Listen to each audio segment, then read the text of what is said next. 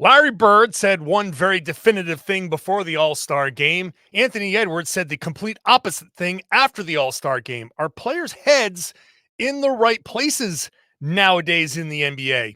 We'll talk about it right now on the Locked On Celtics podcast. Be ever ready.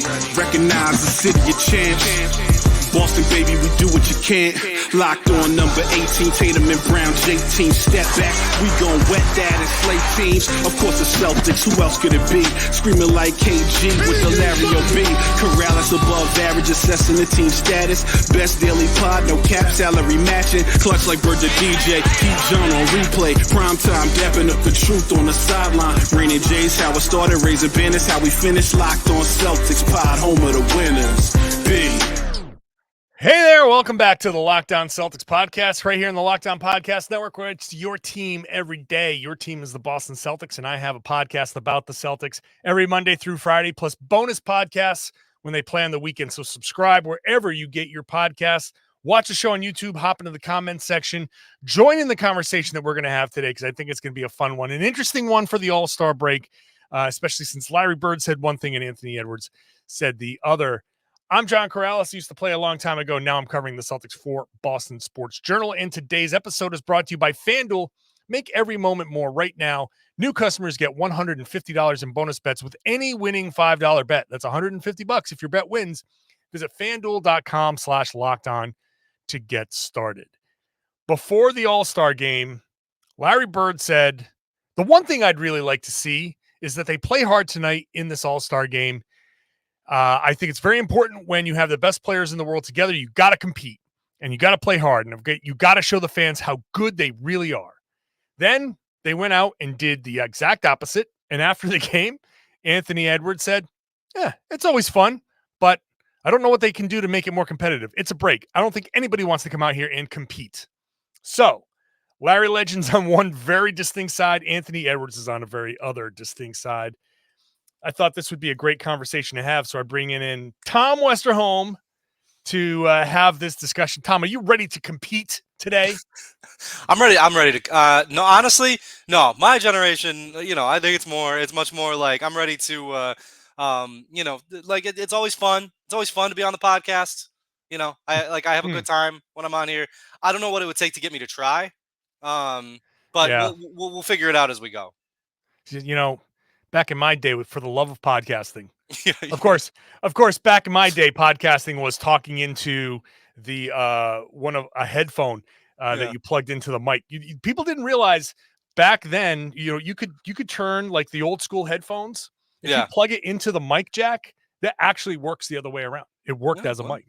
Well, I mean, crucially, back in your day, also, you could get a decent sized house on, if you were working at Sears. So yeah. Also, you could work like any 40-hour-a-week job and like be able to buy a house and all that stuff. Send your kids to college, the whole thing. Yeah. So okay. So we've established different times. Yeah. We're in a different era. So I think it is really interesting here because it really stuck out. So Larry at the Legends brunch got an award, and let me just start with this before people go, oh, here goes Larry, just like Shaq and Chuck and Kenny, like, oh, I hate what's going on today. Larry Bird was, throughout the weekend, extraordinarily complimentary of today's players. He said many times he likes where the game is at. He likes the fact that you don't get a chance to hold and, grab and push, and guys can actually show their skill. Larry has been extraordinarily complimentary and is one of the rare legends who actually enjoys today's game and likes where today's NBA basketball is at. But he did say what he said about the All-Star game. And Anthony Edwards said what he said. And he wasn't the only one. Karl Anthony Towns said it. A couple other guys are kind of like expressing similar attitudes, which makes me think, like, is this just a generational thing? Is this a case of back in Larry's day, the NBA was just different and you didn't have summers of being in, working all summer on your game and working with personal trainers on your game and constantly being in the gym and having it be a 12-month or 11-month out of the year type of endeavor, where Larry Bird was like, yeah, well, I go and spend my summers and take my summers off. And then you come into the league and you use training camp to get into shape versus nowadays, if you don't come into shape into training camp, you end up like Grant Williams in Dallas. And people are like, he showed up out of shape. What are we supposed to do with that? Like, I feel like there's some of that going on, but also like, where's your competitiveness? So I don't know where to kind of fall on this. So what's your initial kind of reaction to these dueling attitudes? I think, to me, one of the most important kind of things to remember about this generation, and it's tough for me to speak to like the Larry Birds of it, because I wasn't kind of You're not old. I'm not old. Like, my brain wasn't online, at the time that Larry Bird was playing basketball, really. Like, I think when you look at this generation, right, everything has been so conditioned to the thing that matters is winning a title. The thing that matters is winning a title. The thing that matters is winning a title, et cetera, et cetera. And I think there's positives and negatives to that, right? Because what we're seeing is a bunch of guys who are like, we're seeing like superstar players who have sort of like figured out the route that they're supposed to take, to be a superstar. And they've kind of figured out the pathway and the best possible method to, okay, I need to make an All-NBA team. I need to make an All-Star team. But most importantly, I need to help my team win. And, I think we're seeing guys who really do feel that and embody that of like, I need to help my team win. What's the best way I can help my team win? By being available and by being healthy and by playing really, really hard in regular season games so we get the highest seed we can get, and then, getting to the playoffs healthy and then staying healthy through the playoffs and just optimizing every single thing. And look, I mean, you look at a Larry Bird, how great would he have been if he had been optimized? Like, I mean, if he had that kind of like health, if he had been able to, if he hadn't taken the summer off and like trying to build a retaining wall for his mom. Yeah, yeah, exactly. If he hadn't his career, if he hadn't, taken a construction job for the union health insurance or something during the summer, and then like if he had real health and wellness and all this kind of stuff that these guys have, he probably would have a much longer career. And so it's like, it's hard for me to kind of find fault with either side of the argument, because I mean, I think what you're saying at the start is really important, right? These guys were not, these guys, like the guys of Larry's day, they took a bunch of time off. And so when the season came around, they were raring to go. They were, well, maybe not physically, but like, there was a ton of competitiveness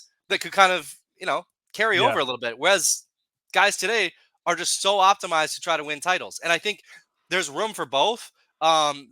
There's probably not a lot of room for both sides like sniping at each other, because I just think there's going to be areas where there's no common ground. And like the All-Star game feels like one of them. That was a big deal in Larry Bird's day, like, winning an All-Star game MVP or whatever it was. That was a big deal. Not even that long ago, that was kind of a big deal. But in today's game, I mean, I don't know. We all saw what happened on Sunday. Like, it's just, yeah. I mean, and the good news is throughout the regular season, you get to see these guys compete at a high level every single night, or most nights, because they've been optimized for the regular season. They're trying to win as many games as possible. So I don't know. That's kind of where I come down on it. I just feel like it just feels like one of those gaps that can't really be bridged, because we're talking about two completely different All-Star games, two completely different things. It's true. And look, I'm with you. Like, I'm not sitting here going to say that.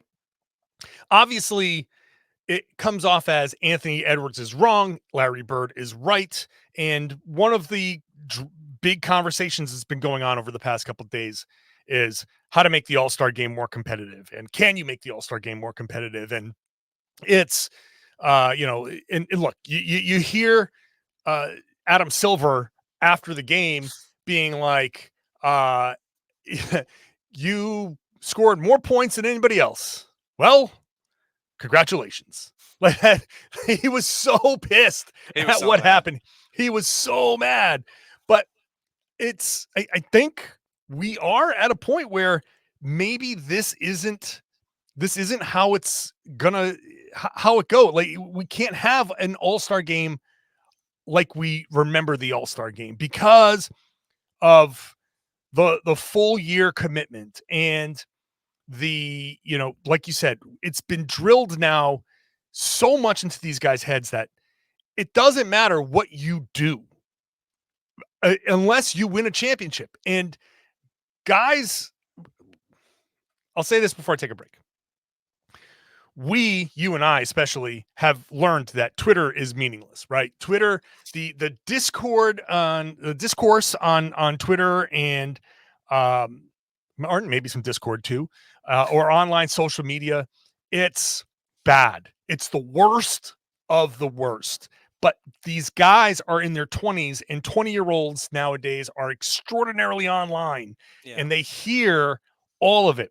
And I don't think it's fair that Tatum and Brown have been criticized as harshly as they have for not winning a title yet. We've gone over this. They were 20, their guys don't win their championships until their mid-20s, and this is where these guys are. This is about right for them. It's just they come into the league so young that it takes them longer to get there experience-wise, but not longer age-wise.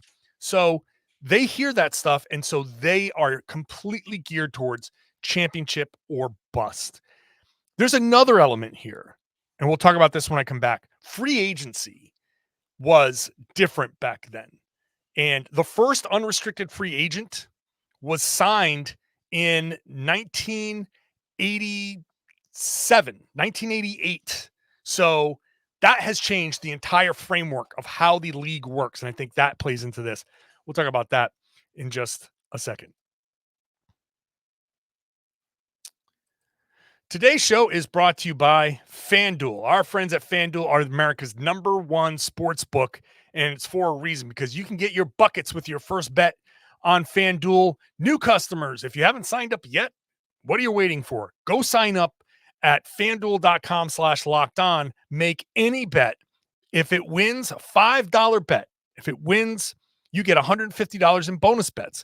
So $150 if your bet wins, and you can do anything. You can bet on your favorite NBA players and teams with quick bets, live same game parlays, exclusive props, plenty more on a very easy to use app, very quick payouts. It's fun to go in there at FanDuel.com/lockedon. Go there and shoot your shot. FanDuel is the official sportsbook partner of the NBA and the Locked On Podcast Network. And I really think that the best part about FanDuel is the ability to set the parameters, set your budget, go there, let FanDuel know what you're willing to spend, and they will keep you there, and you can have some fun without going too crazy, and you can have fun because you'll be gambling responsibly.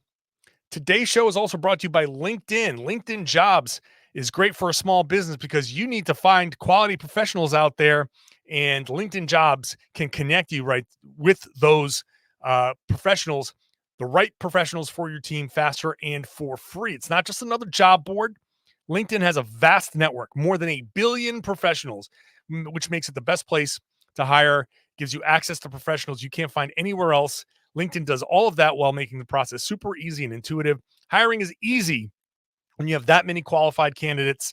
It's so easy, in fact, that 86% of small businesses get a qualified candidate within 24 hours. Think about how much time you are saving. LinkedIn knows that you got many hats when you're running a small business. You don't have the time to sit there and pour through 1 million resumes. They can whittle it down for you and put the most qualified people in front of you so you can make that process easier. 2.5 million small businesses use LinkedIn for hiring. You can too. Post your job for free at LinkedIn.com/LockedOnNBA. That's LinkedIn.com/LockedOnNBA. To post your job for free, terms and conditions apply. Thanks for making Locked On Celtics your first listen every day. Go check out Locked On NBA. Locked On NBA, I've got the Tuesday podcast, which is the Wednesday podcast, which is I'll be recording later on with Jake Madison of the Locked On Pelicans podcast. So check out that show wherever you got this show, and subscribe because it's rotating hosts all week long, and everybody on the show does a great job.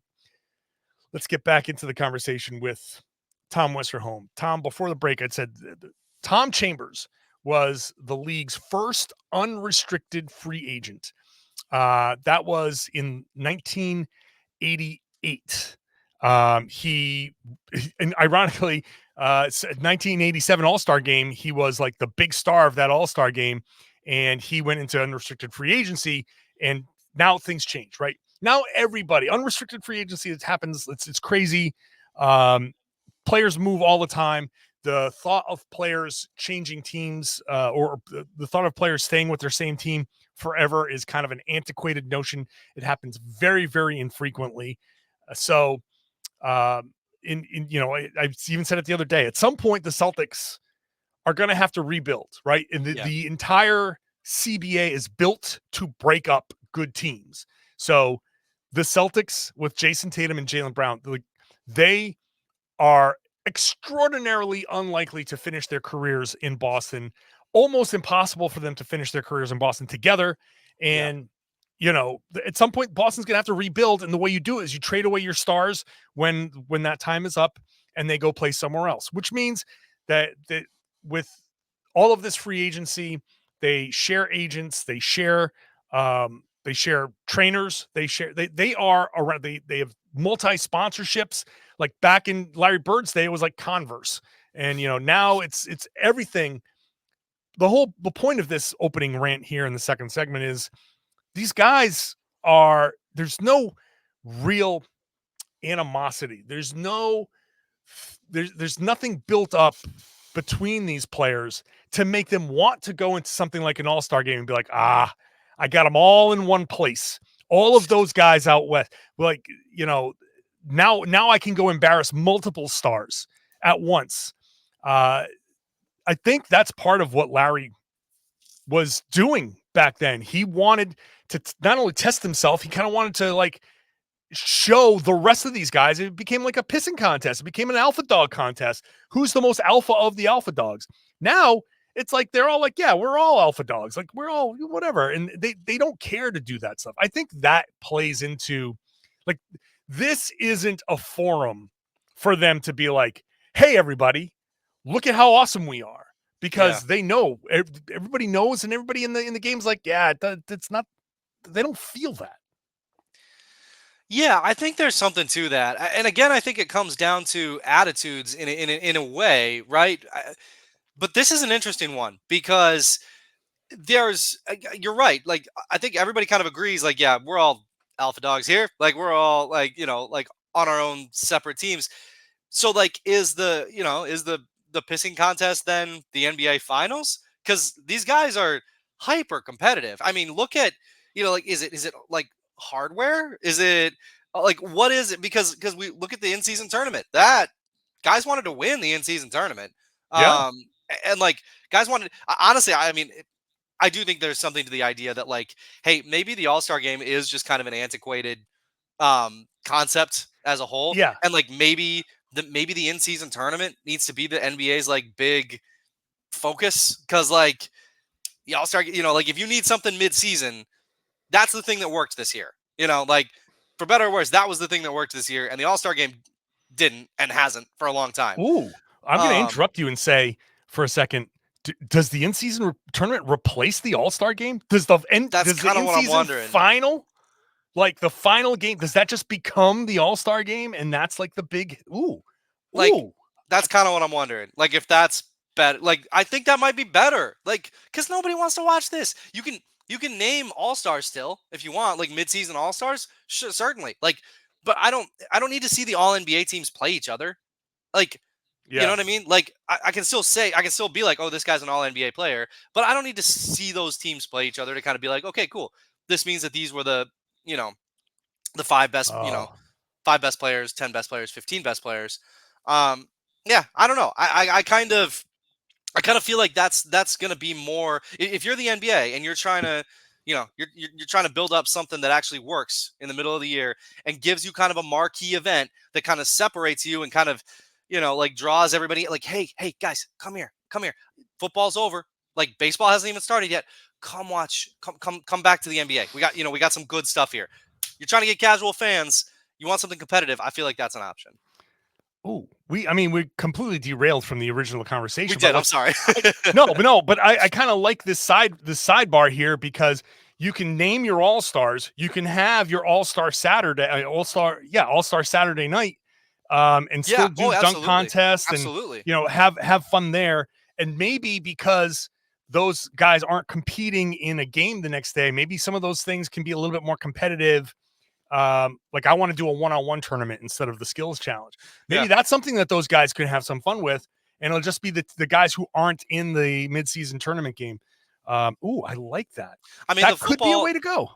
Like football, the Pro Bowl, they have that the week before the Super Bowl. And yeah, if you're in the Super Bowl, you're obviously not playing in the Pro Bowl. And I mean, I don't know, Pro Bowl is not the best event in the world, but it's like, it's a similar thing, right? Where it's like, yeah, you just have guys who aren't compete in the alternate events. Oh, I like that. I like that idea. All right, I'm going to take a second to chew on that idea. Okay.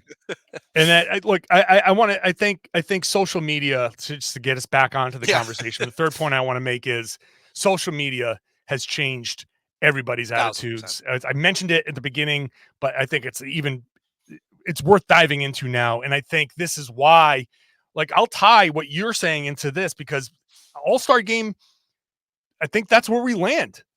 I think the end result here from this conversation, Larry Bird versus Anthony Edwards, is the All-Star game. It's not broken, it's dead.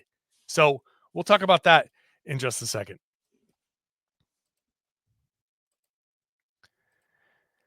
Today's show is brought to you by eBay Motors. Passion, drive, and patience. What brings home the winning trophy is also what keeps your ride or die alive. eBay Motors has everything you need to maintain your vehicle and level it up to peak performance, from superchargers, roof racks, exhaust kits, LED headlights, and more. Whether you're into speed, power, or style, eBay Motors has got you covered. With over 122 million parts for your number one ride or die, you'll always find exactly what you're looking for. And with eBay Guaranteed Fit, your part is guaranteed to fit your ride every time, or your money back, because with eBay Motors, you're burning rubber, not cash. With all the parts you need and the prices that you want, it's easy to turn your car into the MVP and bring home that win. Keep your ride or die alive at ebaymotors.com. Eligible items only. Exclusions apply. eBay Guaranteed Fit is only available to U.S. customers. Hey, thanks for making Locked On Celtics your first listen every day. Go check out Locked On Sports Today, the first ever 24/7 national sports streaming channel on YouTube, and now available on Amazon Fire TV in the free Fire TV channels app. So go turn on your Amazon Fire TV. Check out Locked On Sports Today, now available in the free Fire TV channels app. All of our national shows, all the big discussions, and every once in a while, you might even see the Locked On Celtics podcast show up in there. So go check that out. All right, let's get Tom back in here. And I think, Tom, the social media aspect of this is just, it's changed so much about the league in general. Life in general. Life in general. Social media was a mistake. Well, let's get after it, because yeah. The internet was just a bad idea. Says a guy whose entire existence is paid for by things that exist on the internet. No, social media is it started out like fine, and then it's grown into this other thing. But what it's grown into for the NBA is it's guys building brands. It's the All-Star game it serves these guys a purpose. These guys are out there saying, like, or hearing like, oh, what's going to be, how can you be more competitive?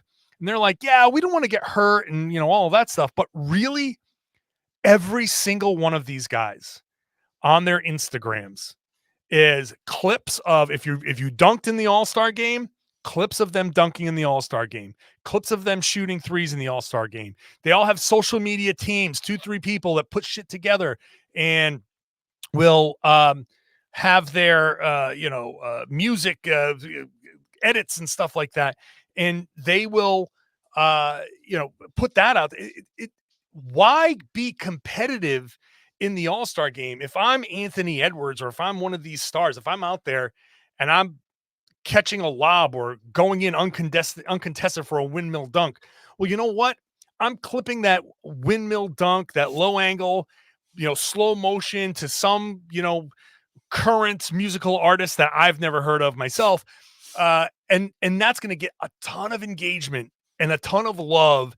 And that's all these guys need. So why? Who cares about a win? Who cares about a competitive All-Star game?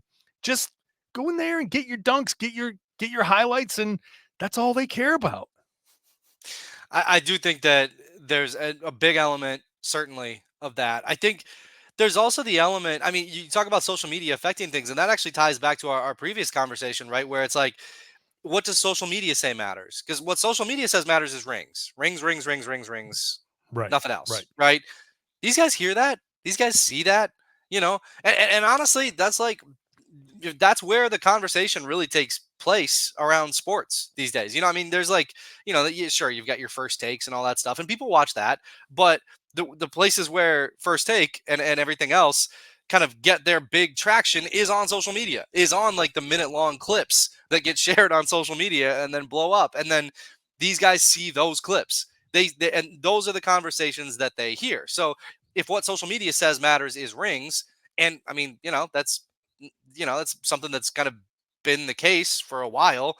That's going to be the thing they value. And so I think you're right. It certainly comes back to like looking good and, low angle and, cool dunks and cool music and everything else. Like that certainly matters to these guys a lot. But I think also it's like, the social media is where the consensus for what matters about your career comes together. That's where it's, so that's the sounding board where guys' kind of legacies are being as cemented as things can be in a 24-hour Twitter cycle. Like it's tough, right? Because I think it comes from a lot of different angles, but I do think that social media has played a huge role in this. I mean, I think that's part of where things start to shift away when when you're talking about the All-Star game. Again, like do fans of the Celtics care that much how many points Tatum or Brown scores in an All-Star game? I mean, a little bit, because you want to see your guys, do well. But the big thing they want is they want those guys to come away healthy so that there can be a deep playoff run. And where are Celtics fans going to express that very, very loudly? Social media. And that's where like the players are going to see it and kind of start to, embody that. So I think there's a big element of that too, where it's just like we kind of decide what matters on social media, and that trickles upward, I guess. Yeah, and so to answer I'll be honest with you, people who are watching on YouTube might be looking at the question on the side of the page there. It says, "Are player attitudes at the appropriate level?" And part of that was like I didn't know what to put there and how to phrase that. And I think the attitudes are at the appropriate level. I agree. It's not that I don't want to come away from this and being like, I'm not the old man yelling at the cloud in this one, because I agree with Larry Bird. I'm not the old man yelling at the cloud. Please don't put it in the paper that I am the old man yelling at the cloud. Locked on drill tweets. But no, I do think that it's just it's different now. Yeah. I'm going to defer to two of the all-time NBA legends, but obviously Celtics legends, where Larry Bird was saying before this, like I said, he appreciates where the league is right now. He loves where the league is. So he's not critical of the league. Yeah. He wanted a competitive all-star game, but he likes where the league is right now. And I'll go back to Bill Russell, who I think it was at the ESPYs, that moment where he like pointed at like Shaq and Alonzo Mourning and Dikembe. He was like, "I would kick your ass." But then afterwards he said, "I appreciate you guys because you guys did it and you did it in your own way. And I respect that." And like, to me, that was very, very meaningful. Yeah. I can't sit here. I'm 50, right? I can't sit here and say I want the league to be what it was when I fell in love with it, because it was the mid 80s. I was a teenager when Larry Bird started winning championships. And that's where I started to really fall in love with the game. But that doesn't mean that that's what it always has to be. Yeah. It's a different attitude now. And I thought the dichotomy between Bird and Edwards was telling, but not one is right and one is wrong. I think where 100%. We land here is that it is that their attitudes are fine. I think player attitudes are fine. There might be some stuff that some fans might feel is off-putting, like this, some people are talking about money and we need to pay us more for the All-Star game or whatever. Like, guys are making, Jaylen signs a $300 million contract, and he didn't say it, but like people will tie the two together. But I guess what I'm saying is it's different now in the league, and fans have to understand, like it's part of the, like, I really do believe in the evolve or go extinct mentality. You have to evolve. You have to be present, or else just stop watching basketball. I mean, that's an option, right? Like you don't have to watch it, or go watch. If you want to watch college, go watch college. If you want to go watch, women's, go watch women's. You want to go watch international, that's available. Go watch that. Like, I'm not telling you if you don't like it, leave. I'm just saying, like, there are other options. But Yeah. I think where I land on this conversation is it's different. Times have changed, and the All-Star game has to change. Our All-Star weekend has to change, and we can't just throw 12 guys on a team and say, you're supposed to go play hard against those other 12 guys because you're the best 24 guys that we got, more or less. That's not enough anymore. The competitive nature isn't enough anymore because of all the things that we talked about, social media and all these other expectations. It's just different now. And so the league has to say, this weekend is different. It's either nothing or it's something completely different than what it is. But the days of competitive all-star games like this, it's not happening in February anymore. It's not going to happen, and it's very funny. I deeply respect the grift of anybody who's like, you got to pay us more, dude. If they pay you more, you're not going to try any harder. Don't give me that. Like, I respect it. Like, listen, like, grind that money out if you can, but like, come on, like, you're not going to try harder for an extra $500,000 in an all-star game that you would apparently you would in a midseason tournament. Tournament game. So yeah, I mean, there's a little something there. But no, I agree with you completely. I think that, like, I think one of the things that really hits you, I think a lot of parents could probably relate to this, is like, when you want your kids to be interested in something, it's like the things that interested you in something are not going to be the things that interest your kid in it, right? And I think that kind of starts to show up in like the All-Star game. It's like the things that interested, that interested previous generations in an All-Star game are not going to be the things that interest the current generation in an All-Star game, and that's just that's okay. You just, like you said, evolve. You just got to keep evolving. Like, let it keep, being what it needs to be. And if that means that the All-Star game is just dead, okay, the NBA finals aren't, and that's way better anyway. So, like, if that's what we're building up to, pretty good thing to build up to. So yeah, I agree with you. I think the attitudes are completely fine. Yeah. All right. Well, that's, it's an interesting All-Star break conversation. It is. So people, if you want to hop into the YouTube comments, let me know what you think. And I hope people are like, I say this at the end of a podcast where people who bailed in the middle of it are won't hear this part, but I hope they get to this part and take the I've already left a comment with 45 likes telling you how dumb you are. Yeah, that's right. Which, hey, go get your likes. Tom, always appreciate you hopping on, man. Appreciate you, man. And I always appreciate you, the listener, who are taking time out of your busy schedule, whether you're popping on the audio podcast while you get ready for work or in the car or walking the dogs, or if you're watching on YouTube. I really do appreciate you taking time and listening, commenting on the YouTube page. Like I said, go subscribe there, ring the bell to get notified when I drop a new video. Like and subscribe on whatever podcast app you use.